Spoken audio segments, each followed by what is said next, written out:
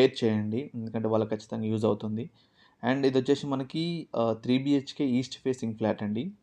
HMDA అప్రూవల్స్‌తోనే మన construction అయితే ఈ బిల్డింగ్ అయితే కన్‌స్ట్రక్షన్ చేయడం అయితే జరిగింది. అండ్ లొకేషన్ వచ్చేసి మనకి ప్రగతి నగర్ అండి. చాలా మంచి ప్రైమ్ లొకేషను. ప్రగతి నగర్‌లో అండ్ మెయిన్ రోడ్ నుంచి జస్ట్ మనకి వాకబుల్ డిస్టెన్స్ అనమాట.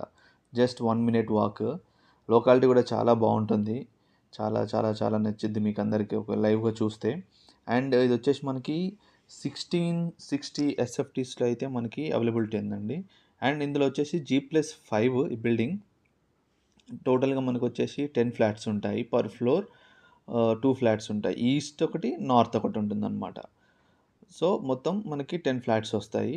టోటల్‌గా ఇదొచ్చేసి మనకి 500 ప్లస్ స్క్వేర్ యార్డ్స్‌లో మనకి కన్‌స్ట్రక్షన్ అయితే జరిగింది. హెచ్ఎండీఏ అప్రూవల్స్ తోటి.